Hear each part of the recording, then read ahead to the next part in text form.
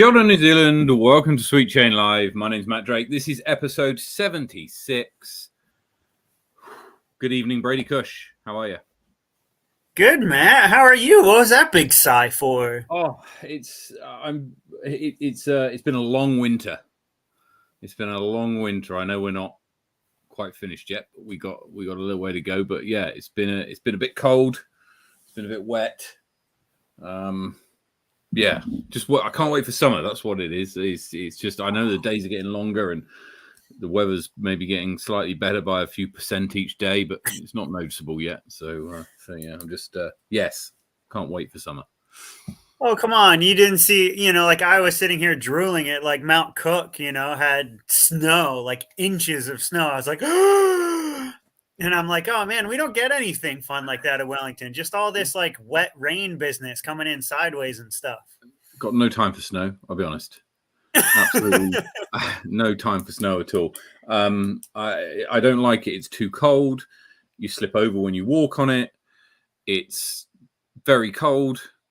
And yeah, it's just not. Yeah, I've got no time for snow. You can keep it, quite honestly. Snow rounds are fun, man. Just saying. They're a lot better than rain rounds. I'll tell you that much. Well, you get equally as wet, but you're also cold. So I mean, unlike. Yeah, nah. Anyway, let's get on with the show. Stop talking about the weather. Anyway, so we've got a great show tonight. We're going to kick off with hot scores from around the country as ever. And then we introduce Casey Brown of Disco Fever. She's going to be showing off some of her disc dyeing skills and also talking to us about sort of how she got into it and what she plans to do with it and all that. So, because it's incredibly good. Then we got Desert Island Disc Golf, so we'll find out from Casey a little bit more about her. And then we got an announcement that came out earlier on this week from NZDG about the SGM, so we'll go over the finer details of that, give you all the key dates that you need to be aware of over the next few weeks. And then we're going to quickly go through the rankings following the update from Icebreaker, which happened last weekend in Dunedin. But first up, we'll start with hot scores. And this week down in Invercargill, it's Josh Walker who hits 13 under par at Queen's Park. Well done to Josh. And in Dunedin, Paul Wadsworth hits -4 at Chingford. Over at Brockville, and it's Jason Ormondley hits even par. Well done to him. And at Queenstown Gardens, Akira Kuro hits 10 under par, and Akira locks out Queenstown with a +2 at Tucker Beach this week. Over in Lismore, it's a friend of the show, Flim Flam, hits 11 under par. And at Ely Point, Russell King hits 5 under par. Over at Jelly, it's Sam Mark who hits 12 down. Very good score. And at Queen's Park Reserve, Jeremy Brockenshire hits 7 and follows it up with a 4 down at Brooker Ave. So well done to Jeremy. Up at Taylor River, it's Dave Nash hits the hottest score with 5 under par. Brady takes through the north. Through the north, starting in the capital, let's go to the hills in Berhampore. Young Ha and Dylan Johnson coming in with a hot round this week of -4. On the foreshore, Koi Reserve, Mark Bowman coming in at even for the hot round. And at Harcourt Park, Keith Thurlow comes in at +1 for the hot round this week. Up to Pawnee, the mighty Manawatu, Linkletter Reserve, Arthur Graham and Joel Simpson tie with -6 this week. Good shooting there. Spa Park in Lakeside, Red Course, Flavio Mayorga comes in at 3 over par for the hot round this week. And out in Taranaki, let's go to Maryland's Amy Whitmore shines and stands alone, -2 for the hot round at Maryland's Reserve. Up in Tauranga, let's go to the Extreme. Registration for that is coming up soon. Josh Pratt comes in with a hot round of -1 in the hills. And then up to the Big Smoke, Auckland, Henderson's full 18. Good old Marty DeHaas coming in at -4. Congratulations, Marty. Good to see you out there. And at Woodhill Red, Flavio Mayorga once again doing work. -2 for the hot round to finish out the North Island. Good work, Flavio. And yes, Morgan, you should have put your one disc 13 down on the Gardens at UDisc. As you know, if it doesn't go on UDisc, it doesn't count. Right, now over to the PDGA event which happened over the weekend, which was the Icebreaker. This was the first in a free, is it 3 or 4 tournaments? I've got a feeling it's 4, isn't it? Tournament series down in Invercargill. Not in Invercargill, it's not even in there, it's Dunedin. Levi Stout took it out by 5 shots with 10 under par, shooting the hot round of the weekend, which are 10.25 rated 52, which was 8 under par. And Andrew Popham comes in second place. Good result for Andrew, previously placed in the top 12, I think it was. Where do we got? No, sorry, came 15th at the Smash last year. And came up and took second place. Third place was Ethan Stout and Tom McKay. And Caleb Duffy and Andy Clune came in 5th place. So congratulations to them. In the advanced division, we got Wayne Brown, who took out the very competitive advanced division with a score of +10, shooting over 900 rated golf, which was good to see. And in the advanced ladies division, Eilish Kumak took out the division by quite some distance, 6 shots over Nicola Stout. So well done to Eilish. A sign that maybe Eilish is back, which of course would be fantastic to see. So yeah, excellent. Now. Of course, we'll have rankings from the updated rankings. Sorry, from Icebreaker. We'll come to that a little bit later on in the show. But now we wanted to introduce the runner, Disco Fever. Woman. Yeah, I was going to say the woman behind the dies. That's right, the lady behind Disco Fever. You've seen her dies. We've seen her dies. They're absolutely fantastic. Good evening, Casey Brown. Hey, kia ora, guys. How's it going? Very good, thank you. Very good. Look, we know you from doing all these great dies, and we've seen hundreds on your Instagram pages and your Facebook pages, and I've got one, and plenty of people around the country will be sat with their Disco Fever disc close to hand. How did it all begin for you? What started it? Yeah, so there's a few people I can thank for that. The lockdowns meant that quite a few of my mates that play disc golf down here in Dunedin had started to give it a whirl. So Jack Maffey and Mark Tebbett in particular. And I hadn't really noticed it that much first, but my dad, really, really arty, crafty person, he was looking at them. He seemed pretty interested. And then Father's Day rolled around and we were still in lockdown. And I'd left it way too late for any kind of online shopping. So I was frantically looking for a Dunedin company that did click and collect that I could go pick some stuff up from. And lo and behold, Spotlight was available.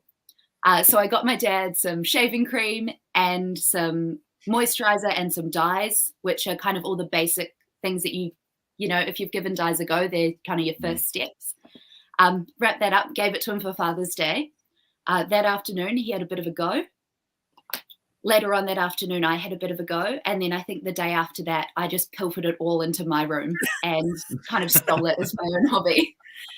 So Dad's still pretty involved. He loves it. If I'm pulling a disc out of the pot, he's always there watching, seeing what they look like, helping me with designs. But yeah, I kind of stole it from under him. So cheers for that, Dad. I appreciate it.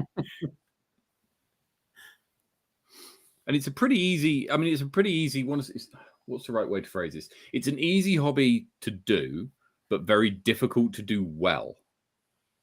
Yeah, I think it's really accessible, which is awesome. So kind of the easiest dyes you can do is you get a little bit of powdered dye, you get some shaving cream or some glue, you sprinkle it on top, you whack a disc in it. Does take about a day for that kind of dyeing.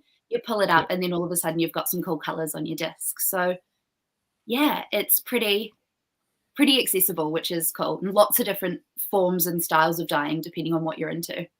Yeah, because I think lots of people would have given I've given the shaving cream with a bit of powder thing a go, and it turns out like absolute trash. And so when yours come out and one similar, I'm like, how the hell do you get it to look like that? Obviously, so have you got like an arty background? Have you done drawing or sculpting or similar before? I've always been a crafty kind of person. I like pottering away with stuff. And it's gone through phases. The phase prior to disc dyeing was knitting, and I'm not good at knitting. You can only knit so many scarves that are straight, and it wasn't good. You can't knit a disc, which is useful. A disc warmer maybe, but not a disc. Yeah, no, circles. I could never get, honestly, straight was the only thing I could do. But I really like pottering away. I'm an active relaxer. And also I have OCD, and there's not many things that OCD is helpful for, but cutting little tiny patterns and making sure they're perfect. It works perfectly. So yeah, I found it and just really, really enjoyed it. The swirly kind of stuff, so glue beads, the stuff that there's a lot of New Zealand dyers that are incredible at doing, I just can't do. It doesn't make sense in my brain. For me, I need patterns, and I like knowing how something's going to turn out. So yeah, that's how I got into it. I see Leon to see the black and white disc. This is for Sebastian Faulkner. It's a new style that I've just given a crack. Yeah, let's have a look, because this I saw a picture of this online and I thought that's pretty cool. Talk us through it.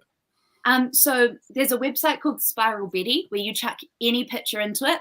It turns it into a funky little spiral. And then when you take that, for me, I dyed it onto a disc and it comes out as a really crisp picture. So he's a big Simon Lizotte fan. So, moving the opposite way. That's incredible.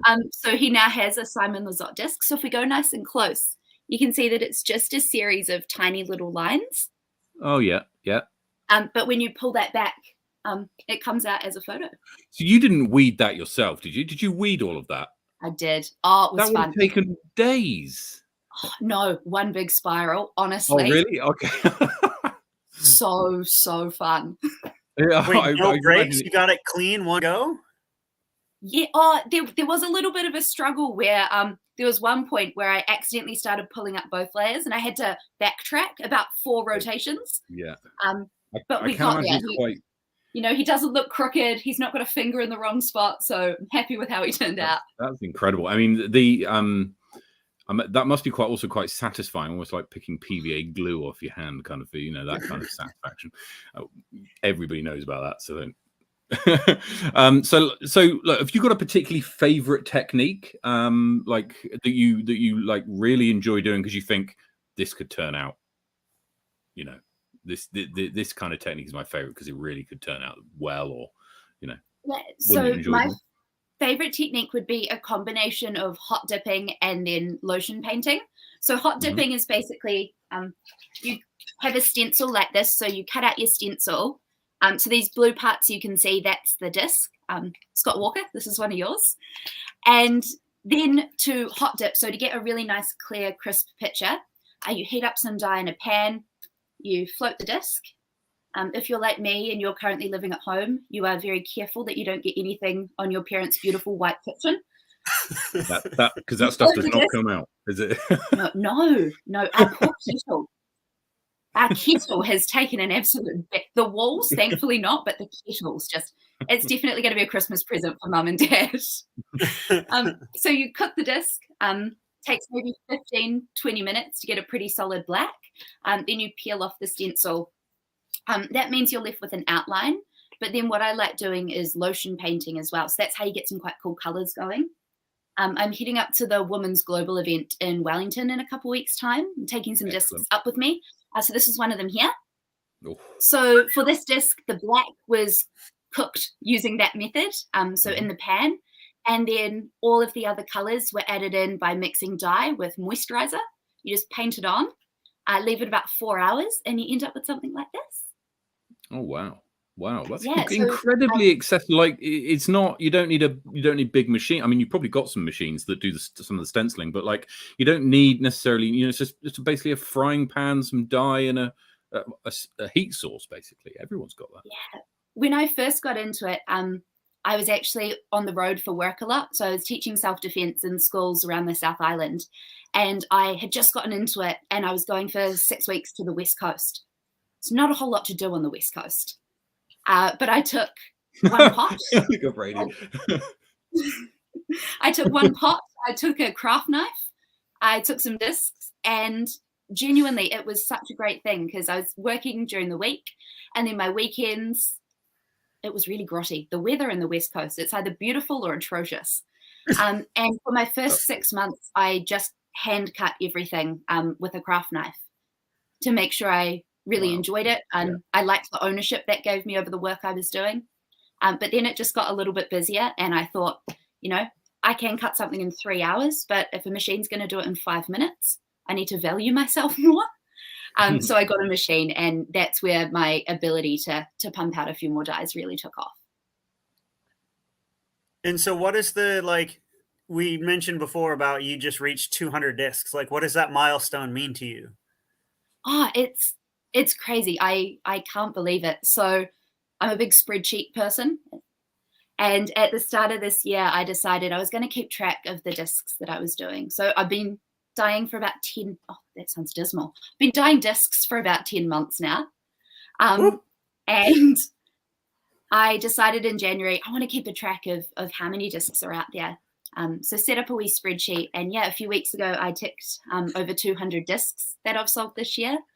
And the coolest thing to me is that I want these discs to be accessible.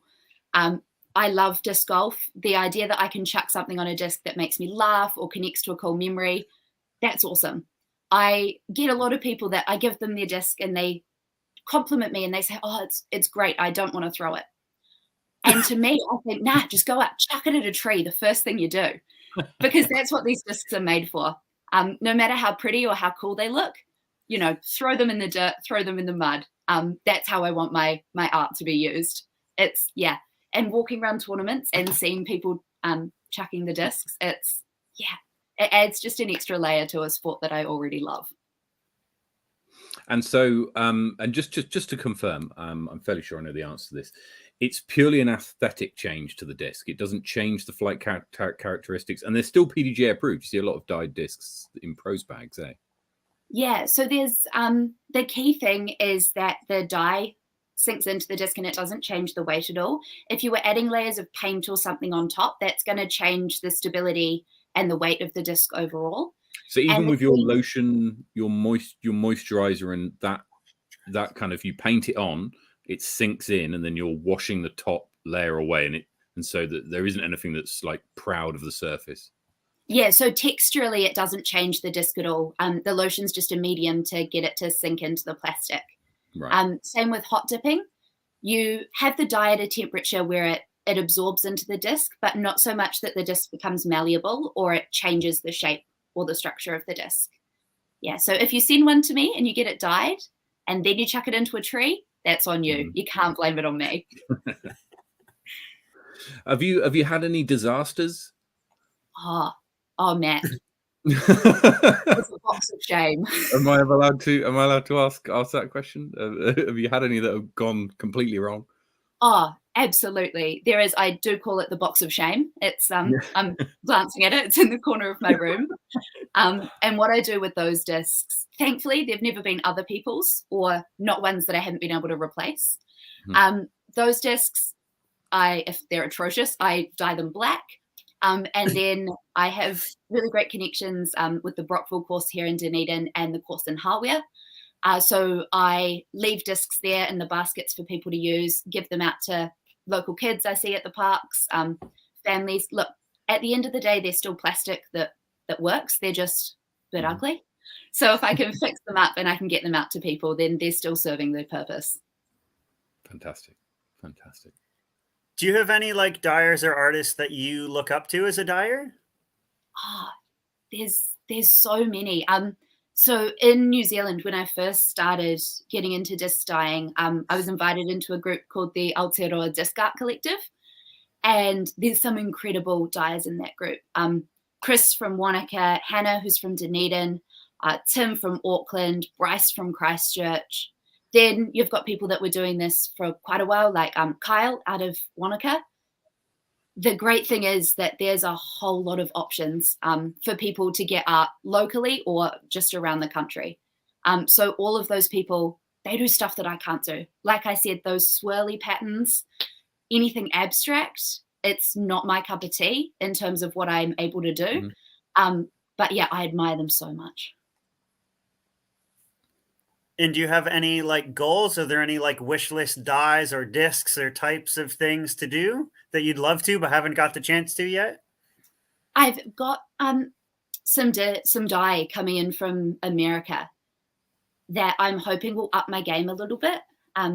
There's a company in particular called ProChem, and they make this amazing neon range. So with these discs here, it's all dye that I get from Spotlight. But this green that's really bright, that's part of this ProChem neon range, of which, and shipping from America is not fun, but yesterday bit the bullet, ordered the whole set over. So I'm really excited to see what those different colors and that more professional range of dyes means that I can start doing with my discs. Is neon yellow one of those colors? Absolutely it is. In fact, there's 2 yellows I've got on the way. Sweet. When are you in Wellington again? So do you kind of self-indulge? Is your bag full of discs that you've dyed yourself, that you know, or are they, or do you take the ones from the box of shame to supplement your bag?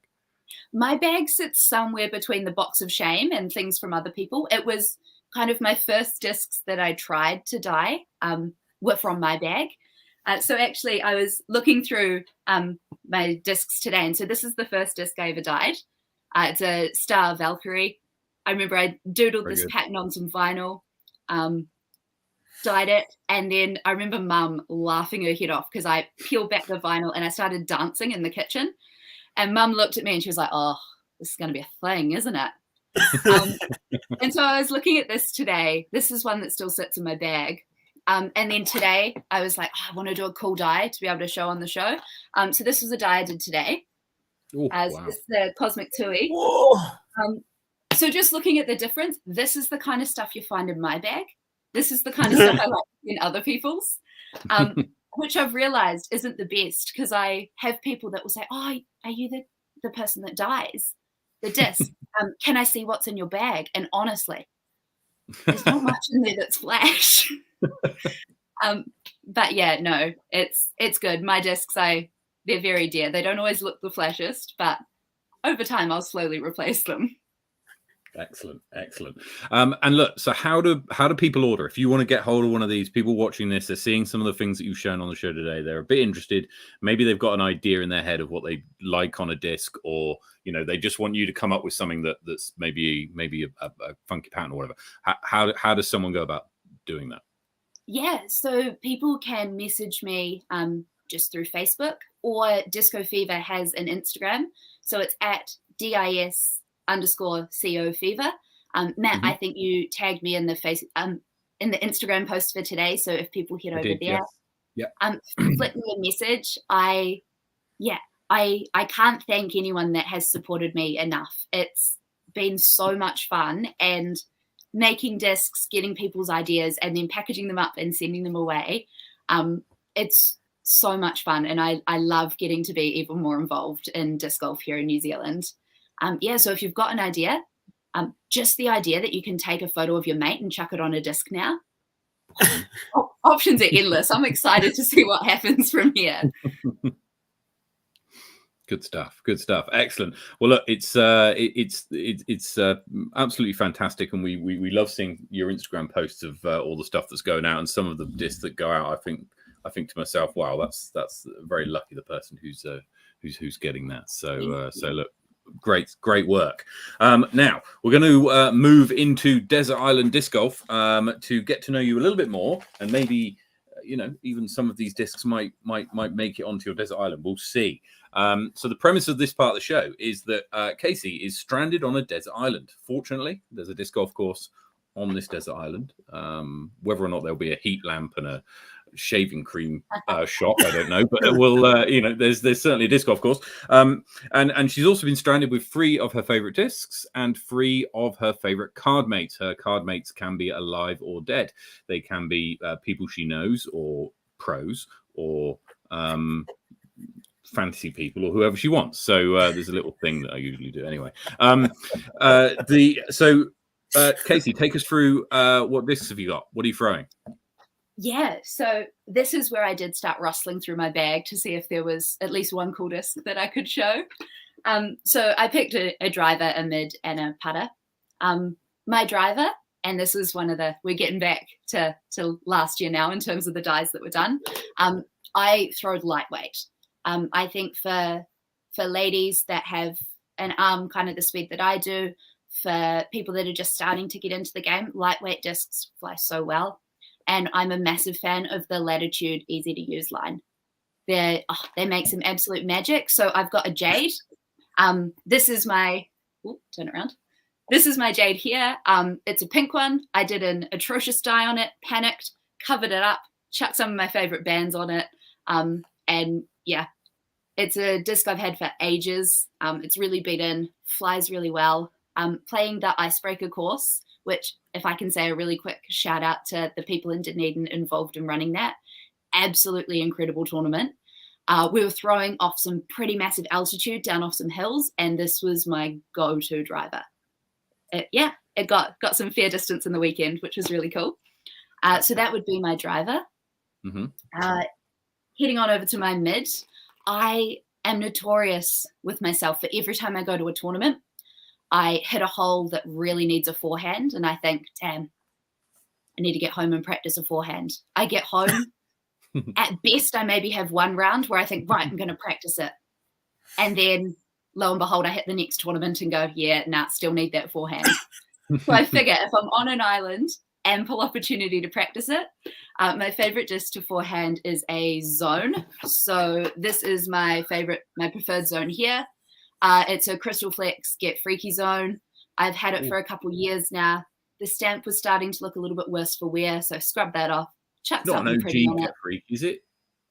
Pardon? Is it a stock stamp Get Freaky or an OG? See, that's a fun thing as well, is that I don't know enough about discs to know what I'm wiping. I've got a bottle of acetone and no qualms about what I wipe. Someone's going to give you like a Cloudbreaker 2 or, I don't know, something like that, or some other real rare disc, and you're going to wipe, and the acetone is not going to care. If I get a disc that I think, this could be something, Ethan, I message him and I say, mate, is this a disc that I can wipe? So yeah, I've had to ask. There's been some doozies in the past, but we live and we learn. Very like good. The Wonder Bread Get Freaky that you just won? Yes. Oh, it's okay. Jack Maffey has said it's just a standard one, so it's all good. Nothing special. It hurts. It hurts. So yeah, zones. Big fan of them. Love how this plastic feels in particular. Flies really nicely. So hopefully I'd come off that island with a little bit better of a forehand. Yep. And then finally for a putter, I'm a loyalist to the Judge. This is a slightly harder plastic. I'm trying to move towards these so I can get a little bit more distance to my putts. Oh, Jack, you've said it was the special one. Oh, well, looks pretty now. This Judge, I need to thank Scott Pulver for. We have a putting league down in Dunedin. A couple years ago, he rocked along with this, and I don't think I took my eyes off it. And then very, very sweetly at the end of the night, he came up and he said, hey, Casey, I know you love Judges. I know you love pretty discs. Feel free to take this with you. So I haven't dyed it yet because it's one that I want to get right. So I'm holding out. So that's the what's the dynamic version of Opto? It's the chameleon. Yes. But no, I'm talking about the name of their premium translucent plastic. Someone will put it in the comments. The dynamic VIP. I think the VIP's West Side. It's the dynamic version of that. Lucid. That's it. Lucid, I was going to say Lucid. And so because putters, typical putting. Sorry, let me start again. Typical putter plastic, like your base plastic, if you like. So your stratas and your magmas, and for RPM throwers, or your Pro Ds for or DX for other manufacturers. They don't take dye too well, eh? No, they don't. So you can try and get some dye in there, but it's going to fade really quickly, move through the disc and blur out. It's not going to look great. But your gold line putters, star putters, Optos, anything that's kind of hard, it's got that, plastic snap to it, then that's going to dye up really nice. So I'm trying to think back here. Oh, no, I don't think I do have any putters. For RPM, this kind of stuff, so this is a Cosmic Tui, this kind of putter plastic, perfect. Yeah. What? Just thank you for taking us through your free discs. That's very good. Just before we go on to your card mates, have you got a particular type of plastic from any of the manufacturers that you feel is the best type of plastic for taking dye, or that you've worked with and you like as a plastic better than others? Yeah, so I've probably worked most extensively with Latitude Gold Line, probably followed up by Innova Star Plastic. Both of those, I find they take dye really nicely. The great thing is, in the dyeing community globally, there's some other spreadsheet geeks like me, and someone has curated this list of every disc manufacturer in the world, every plastic they make, and how well it takes dye. So if I get something where I'm not sure, I just click into this beautiful spread. It's color-coded. It's so good. Go through there and get to have a good look. And especially as a lot of our retailers are bringing in some different brands, I can just jump in there, have a look, and see if it's going to take dye nicely or not. Yeah. Excellent. Okay, so who are your card mates? Who are you taking? I was so excited when you invited me on the show. And then the first thing that I thought of, and the one thing I couldn't answer, was who was going to be on my card. Disc golf in New Zealand is so great, and there's so many good people that I couldn't decide. So what I decided I'd do instead, I'm a massive rugby league fan. The Maroons took home State of Origin last night. So Paddy Carrigan, Harry Grant, and Kalen Ponga, I'll teach you some disc golf. We'll have a great time. What a holiday. Good stuff. You obviously watched the game last night. Incredible game. I watched it. Unfortunately, the Maroons won. But yes, incredible game. Oh, Ben Hunt for that runaway at the end. Nearly made the island, but he's got a wife and he's got a kid, so he can stay at home. I'll take the single young lads. Excellent. That's great stuff. Excellent. Good work. Okay. Right. We're going to go into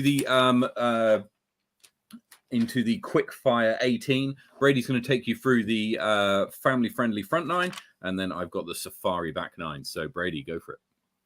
Yep. Here's the easy 9. What's your name?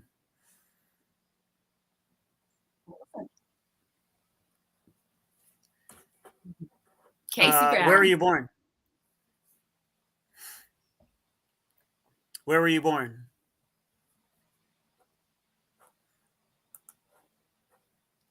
Are we lagging out? Oh, I was born in Dunedin. Where do you live now?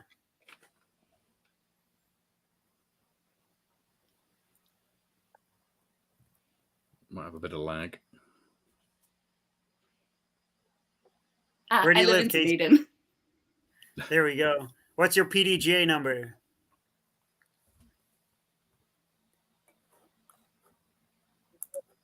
Oh, sorry. Am I lagging? Yes, we're a little bit laggy. 153252. Okay. How many years have you been playing? Sorry, I think I'm back now. Can you guys hear me okay? Yep, you're good. How long have you been playing? Uh-oh. What's going on? Oh, no.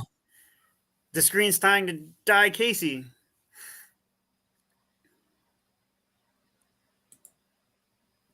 Okay, we will. Oh, no. She's back. Sorry to dip in and out. There we go. I think we're back. Right, go for it, Brady. Okay. So how many years have you been playing, Casey?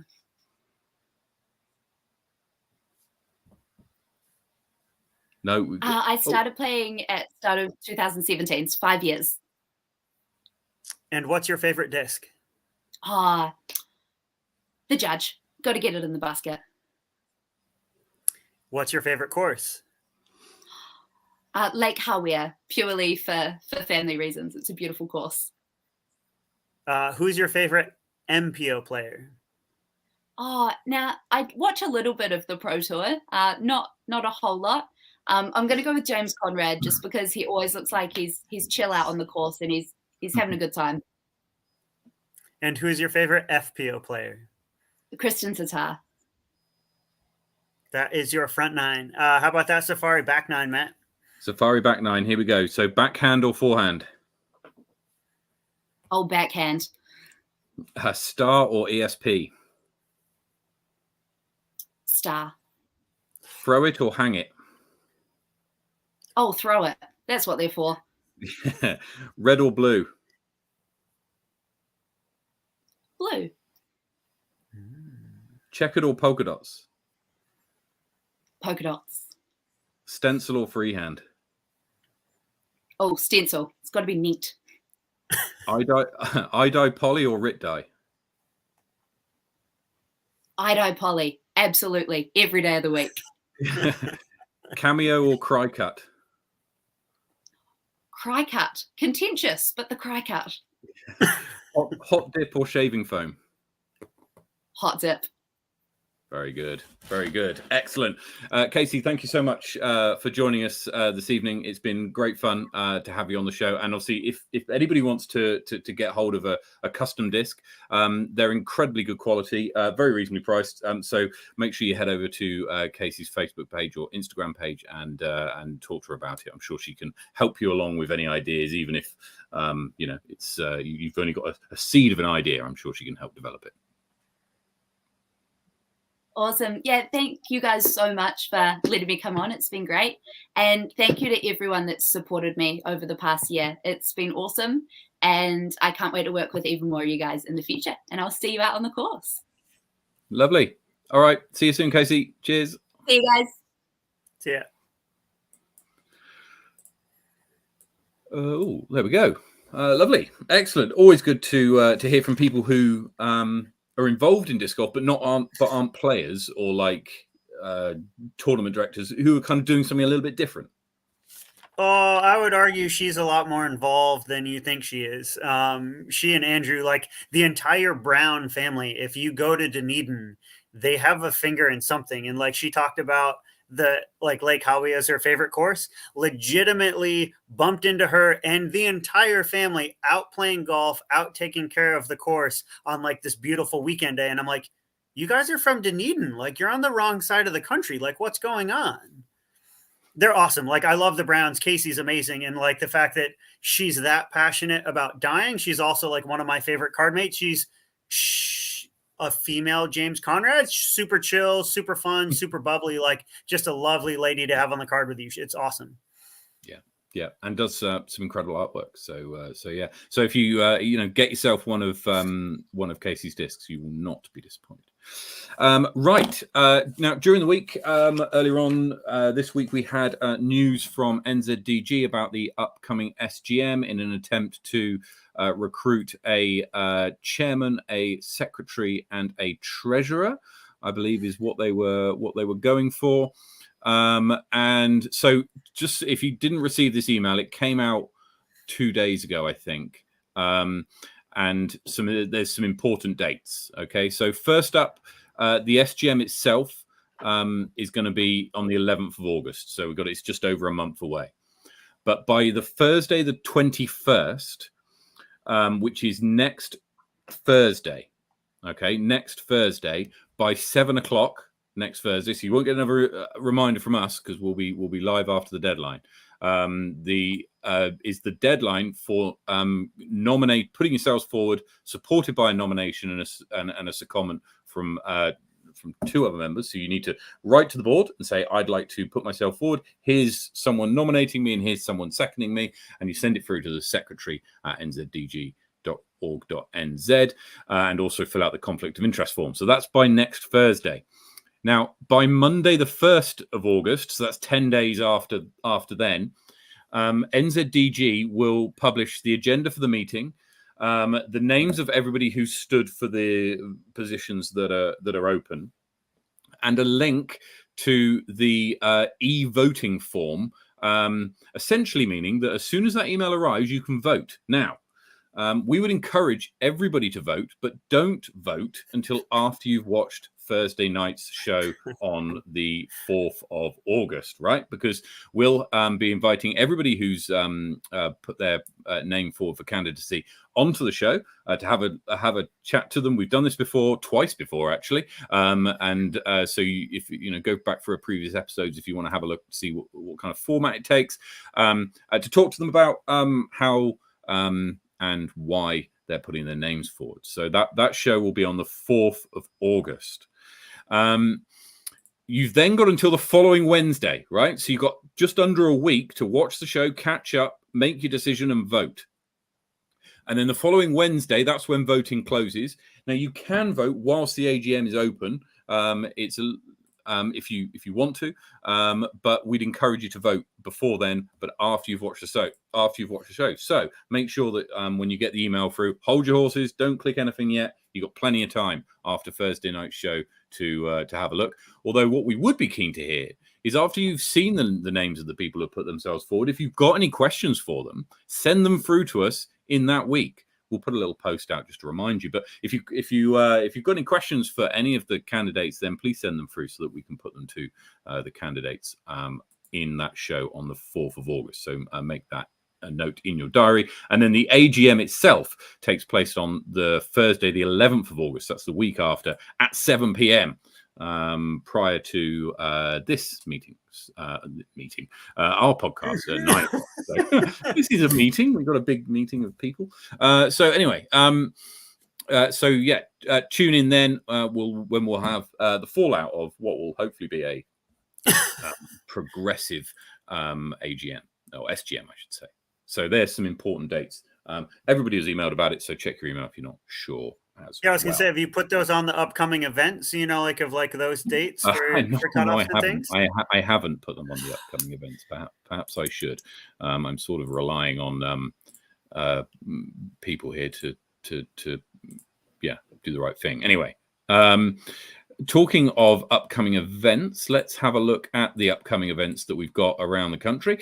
So the next tour event we've got is the Ducker Beach Rush on the 30th and 31st of July. That's in 2 weeks' time. And then in 3 weeks' time, we've got the Women's Global event. Absolutely fantastic event. This is going to be we got one in Wellington, one in Auckland. The one in Wellington sold out. There is a wait list, but it's not moved so far. So that remains sold out. Please come along and watch and support. It's going to be a great day. We've been Kath Headley. Shout out to Kath Headley. She's put an incredible amount of work to course preparation, to longest drive pins, to sorting out prizes and players packs. She sent me a photo the other day of 50 players packs laid out on a lounge floor with like all the different bits and pieces going in. She's done an incredible job sorting that out. So tip of the cap to Kath Headley. If you do want to play, I believe there's still spaces at the Auckland event. So hit up Charlotte Dunkley in Auckland if you want to get involved. There's still spaces there. So it'd be great if we could max out both of those events and see if we can. There's going to be 50 players playing in Wellington. It'd be great if we could top 100 in New Zealand in the same day. That would be incredible. I think last year we hit just over 60 in one day. So to get over 100 would be fantastic. Then you've got the Midwinter Classic in Dunedin, the next event on the what's it called? The Icebreaker. It's not the Icebreaker series, but it's got a wintry theme because you've got the Midwinter Classic, and then 2 weeks later the Cold Snap Open. That's my favourite one of the three. And then they're a sandwich for the blood sacrifice at the Confluence in Wanaka. And then the week after, you've got the Paul Macbeth Foundation fundraiser. So if you haven't seen this is great. Speak to Morgan Hartfeld, but if you live anywhere in New Zealand, there's an event near you where you can get involved. It's $20 and you get a PDGA sanctioned round flex star at probably your local course. For the one in Wellington, it's in Petone. All right, you don't often get to play sanctioned disc golf in Petone, so that's going to be interesting. And there's going to be prizes. There's local prizes for some of the events, and there's going to be there's raffle tickets available, and you're supporting a great cause as well. So head over to Generation Disc Golf. I've got more information on that, and I'm more going to be posting a little bit more about it, I'm sure. So make sure you follow those. The Black Ice Winter Series. Thank you very much, Errol. That's good to know.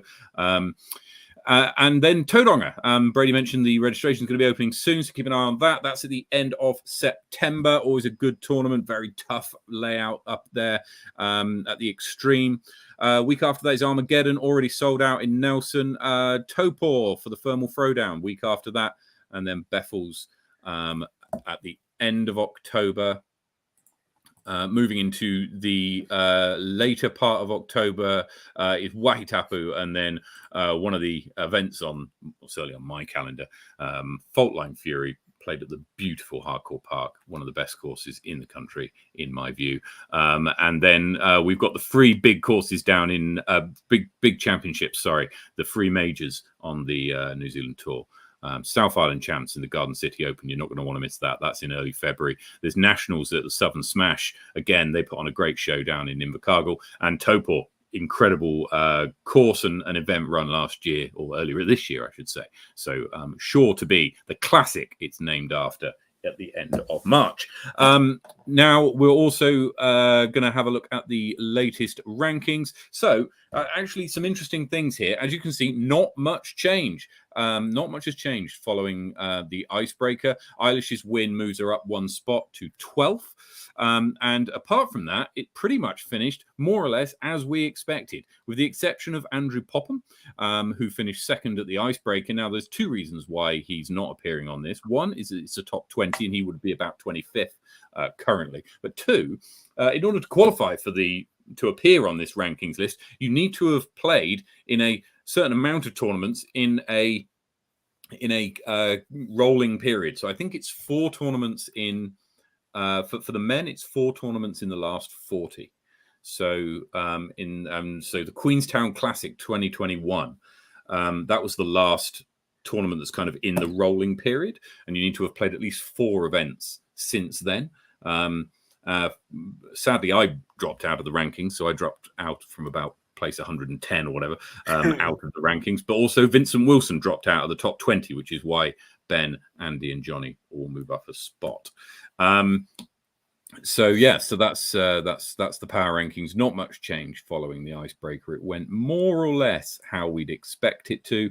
In terms of the analytics team, they were very pleased that they predicted 4 of the top 5 correctly and 6 of the top 10 correctly. They also predicted 19 of the top 21. So very good predicting from that team. Anyway, that's all from us for this week. So wherever you're playing disc golf, take it easy, play well, get some birdies. We'll see you next week. Cheers.